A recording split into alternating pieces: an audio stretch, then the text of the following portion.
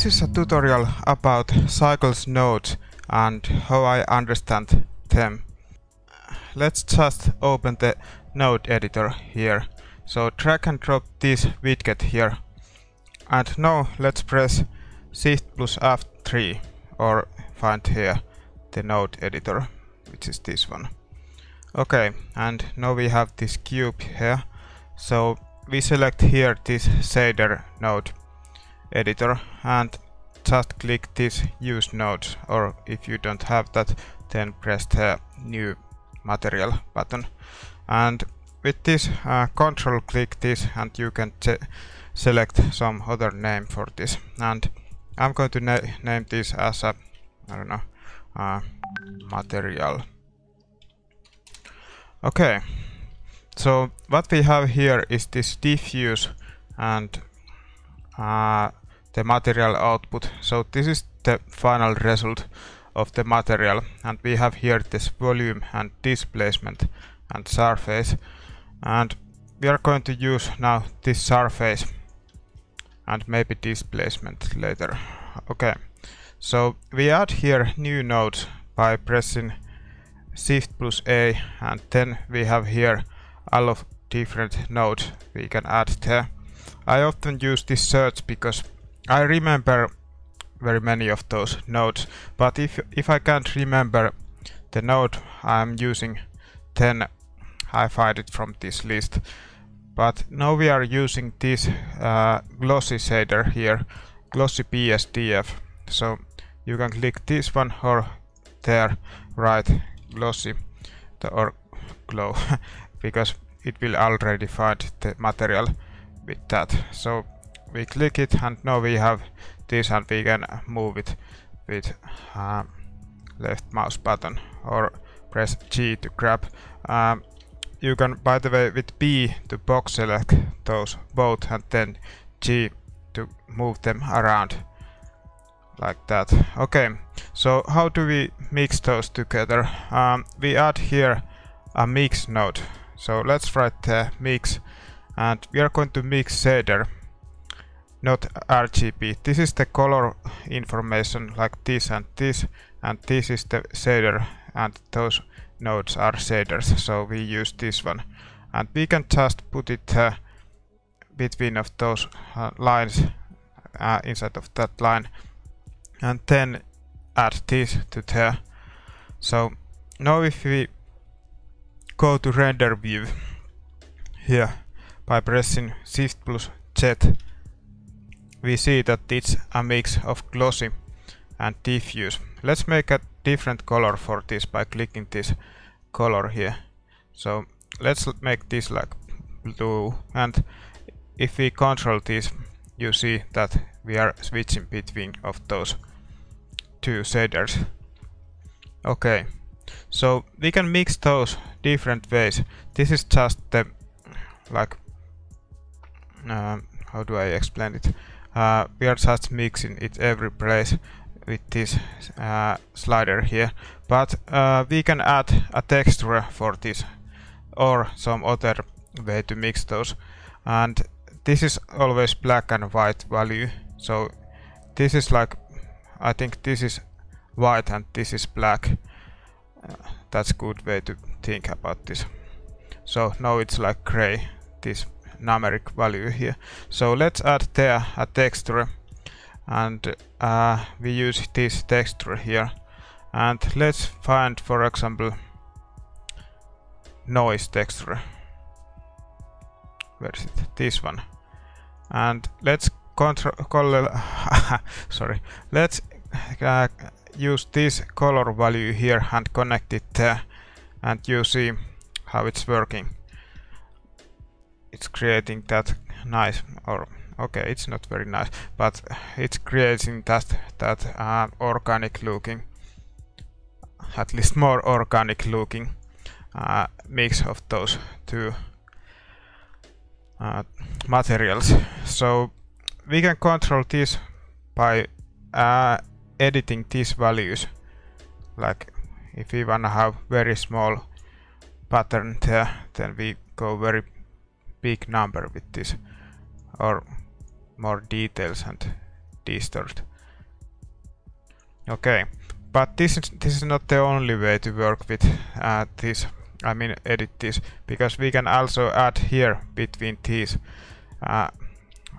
something to control more to edit this value.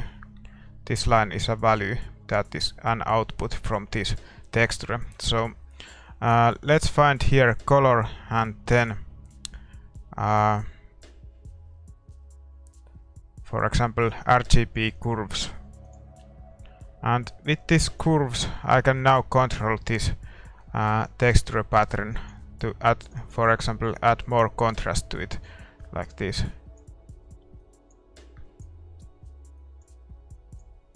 Right, and now we have this kind of, I don't know, thing, but this is very good. And we have also this R, which means red, and G, which means green, and B, which means blue. But because we are editing the black and white value, I should not touch this one, so, or any of those. I'm just editing these values, and I can go crazy, by the way, with these. But let's not go crazy with this, not yet at least. So I'm just leaving it like this. Okay, now we can because we have texture here, we need a texture coordinates here. So let's add the texture coordinates.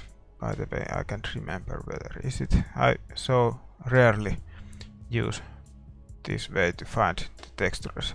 I mean, oh, the input, oh, texture coordinate, and this is the way it's using now. I think it didn't make any difference. By the way, you can cut this by control left clicking like that. If you use normal, you see that there is nothing, but this is not the way we should use now. There is no normal used at the moment. And UV, this also creates nothing, I mean no any visible result, because we don't have unwrapped this.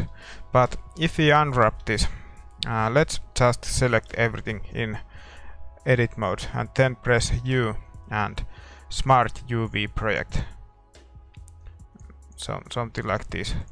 And then let's go back to the normal object view, and then see, now it's unwrapped, and you see that we have here seams, because there is a seam. That's the unwrapping did there. So for a procedural textures, I would not recommend using UV coordinates. You should bake your textures to UV coordinates, but don't use it. At least I am not using it in UV unwrapped material. And this is the object, and this is the way I often used the procedural textures. And why I use this is because if I duplicate this and then scale and then apply the rotation and scale, I will have the same size texture here. But if I use this one here, I have different size pattern here. So if I use this object, I will always have the same size pattern there among every object around the scene. That's why I'm using this object texture coordinates. Okay, and if we have added here the camera, and let's make it a little bit bigger, you see that the texture is kind of projected from the camera from where we are looking it. Maybe it's cool in some position. I mean, I might use it for the background, for example, but and it maybe is very cool effect for some animation or something like that. but I use it very rarely. And then we have this window, and actually I don't know the difference very much, the camera and window. Actually I think I know. This is the camera, so I guess the window is like a camera, but from the physical view where we are at now. And it also created this. I think this also might have some effect to it. I don't know. Yes, this will edit the texture if we go like this. Okay, that was the window. And then we have this reflection, and it's like reflecting this texture to this object. It's kind of cool also, and it might work, and it also works very well in some situations. If you have like metallic object and you wanna reflect something from it, but not from the other objects, so it's good. But let's use this object, and then we have here another node I wanna show you, which is this mapping node. Let's find it wherever it is. Color, vector, mapping, and I drag and drop it there. And this is the node I use to control the texture. It's not same thing to change the size here than here. So if I put there something like 0.5, I get bigger texture. And I can also rotate the texture like this, or change the location. So this is very good, and there is different methods, and I'm not an expert to tell you what are the difference between those methods, so I often use this texture or point. Okay, so that was the texture, and by the way, you can also control this value. If you add this node texture here, you can use this value to control the scale. So you can like go crazy with this, very crazy, I mean. And it looks very organic if you put it like that. I at least like very much how it looks like. I will change this color something a little bit darker, so we need better what's going on. And I'm going to add sky texture here.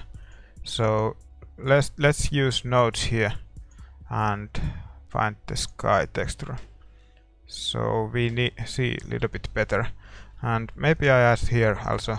Let's move this and make this a sun lamp. Sun, and let's rotate it a little bit. All right.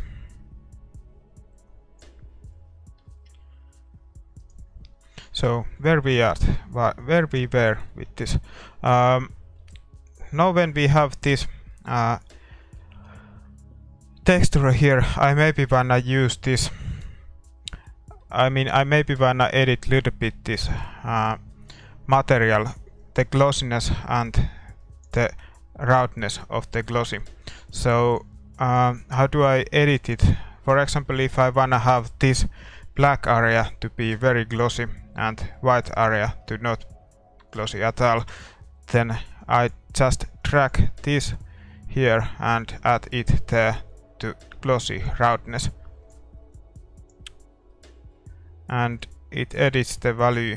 But because the texture currently is not very there is not much contrast, we wanna edit the contrast for it a little bit. So let's add there a texture.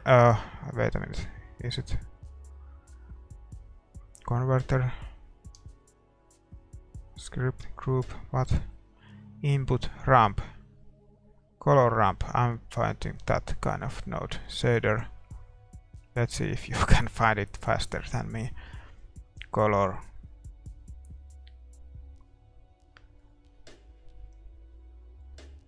Oh no. Okay, I'm just searching it.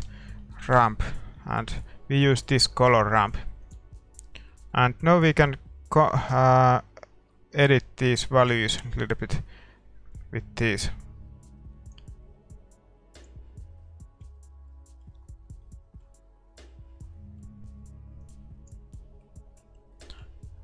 It seems that we wanna switch those. Maybe.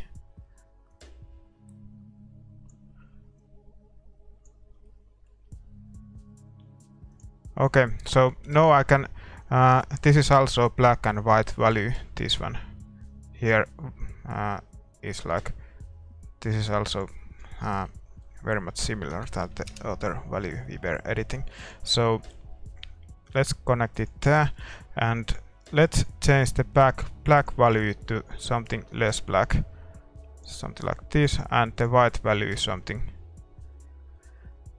something less white. So now we don't have never completely glossy, completely route or not route the places in this material, which I think is okay in this situation.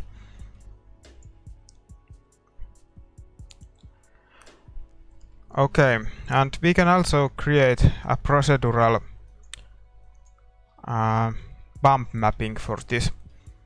If you wanna have something like, I don't know, those black areas a little bit more bumpy than those white areas, then how do you do it? You can, by the way, hide those. We don't need to see it. Or this. You add there a bump node, and texture, no, color, no, vector, bump. This is the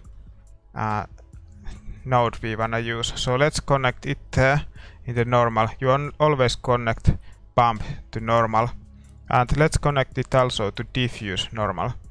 And let's use these RGB curves to the height of this bump node, and you already get this very I think it's kind of cool. So, but you can also invert it if you wanna have the different effect, and with this you can control how bumpy it is, like no bumps or at all, and then bump like, I don't know. And with this you can also edit the effect. I think it looks like kind of lava or something like that. Maybe we will create a lava from this. Let's make this red.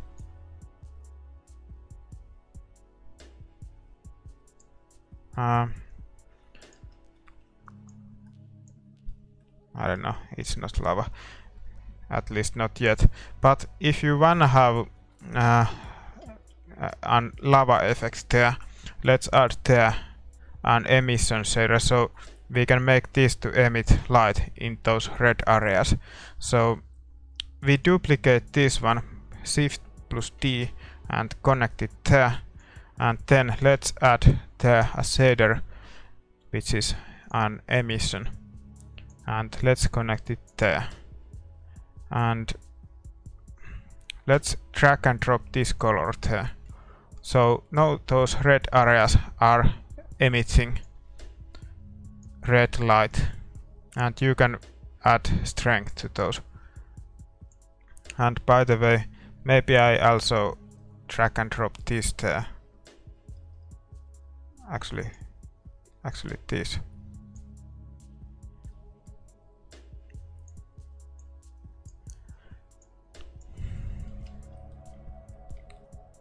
I don't know, is this cool or not.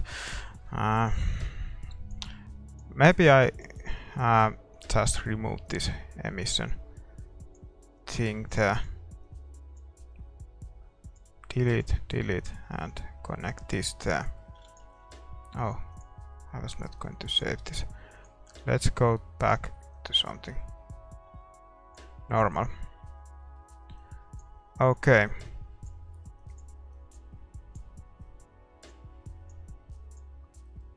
And if you somehow love this material very much, you can use it as a part of some other material. And now I will show you how to do that. Let's press B and then box select all of those. And then let's press Ctrl push G and you will create a group out of this. And then let's press Tab to go out from this group. And now we have here a group and we can go inside of it by pressing Tab and out by pressing Tab again. And let's name this group as a lava effect. I don't know. Wait a minute. Lava effect. Okay, I was writing it in the wrong place. Okay, so maybe I also add it there. To be honest, I have no idea what is the difference between all of those. But because those are there, I will add it in every place. It's like there now. This is, I guess, this one. Okay, so maybe if we use it.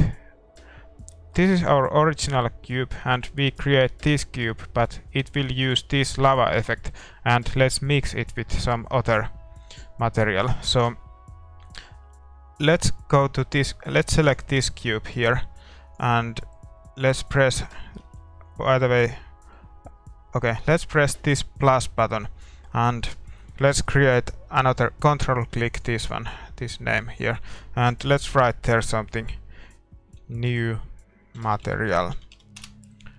And now we are editing this new material. By the way, I think I'm going to remove the material. So now we have no material there at all. And let's click again to this new button and let's write there new one, because I wanna show the basics. I wanna show everything. Okay, so we have here this diffuse just like we had there, and now we can add a shader. We can add here the group, and we have, you can see that we have here this lava effect, which is very cool because we can now drag and drop this group there just like it was a node. And you can, by the way, save these groups in your startup Blender file. If you now press here this save startup file, you will have this node group there always in your startup file. Startup file. Startup fail. Okay, and you can use it always in your every project, and you can create more of those and so on. Okay, so we have here this diffuse, and let's make some random color there, like red, and then let's add there a mix node. Let's write there mix shader and mix those with this, and you see that we have the both materials there. And let's add the noise texture and connect this factory there to this one, and let's add the ramp, color ramp, and move these widget a little bit. So now we can mix those, that new material which is this diffuse and the old material which is this lava effect together like that. And you can now edit this by adding there a mix shader node here, and let's add there, for example, let's find shader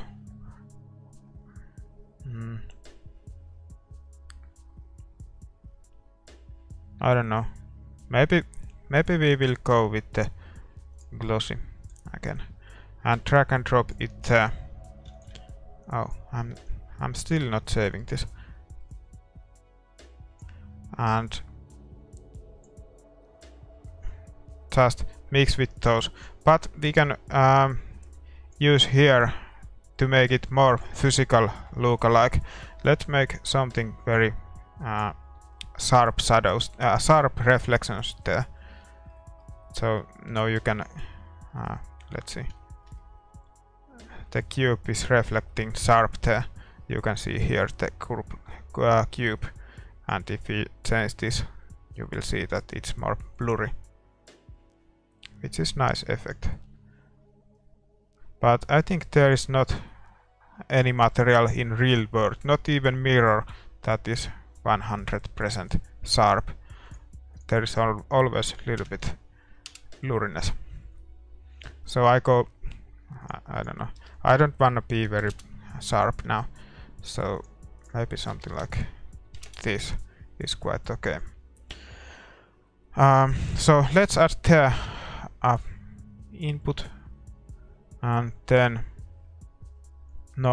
Fresnel, yes, this one, and let's connect this there. And you see that it looks very different now. The way how this works is that it creates reflections here, but when you look straight to the object, there is not reflections at all. And this makes the material look very much more realistic. Okay, and I wanna make some bump mapping effect. So those red paintings are like more up than those other, I don't know, metallic look-alike things. So let's use this here and let's connect it there in displacement. And you see that you created this kind of holes there or whatever. And I wanna add more details there. Okay, but instead of making holes, I wanna make those that they are like up. So let's add there. You can, by the way, use the bump mapping effect also by drag and dropping the bump node there and create using this there. So how we invert this one is that we use a math node. Let's search math, and with this we can create some simple mathematic operations, and I'm going to multiply, thanks. And if we like add some very big value there, you see that the effect is getting stronger. But if I go, wait a minute. Okay, I'm not a math person, to be honest. Let's use divide.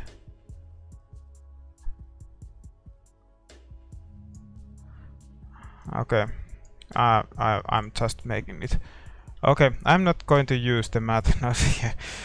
Let's use the ramp node, color ramp, and connect this color there, and connect this there, and then just press this, and now we inverted it. Just like that. Very cool. Maybe I wanna add more details there. I don't know.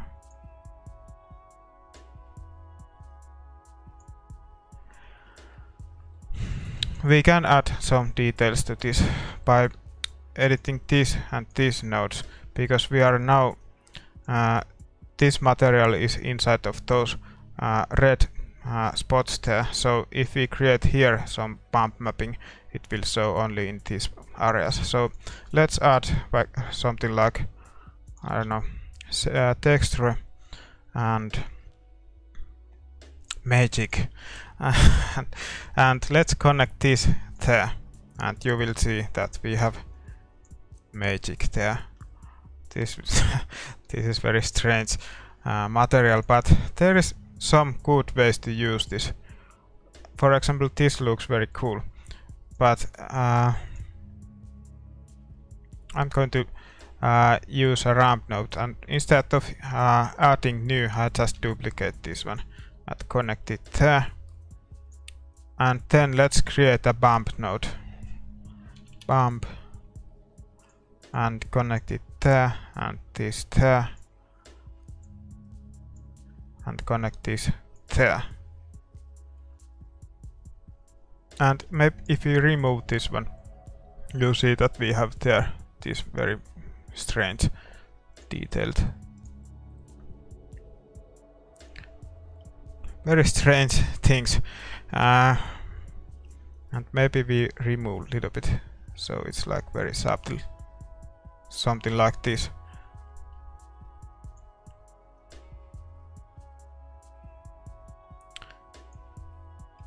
Alright, but this is the way how I understand the node editor. I hope you learned something new from this, and I hope you had fun with this tutorial. I didn't cover yet the node wrangle add-on, which is the one I used almost in every one of my tutorials, but it's the lesson, so modern lesson, I think, the node wrangle, and this was just my try to show how to use nodes in Blender. Thanks you for watching, and see you next time.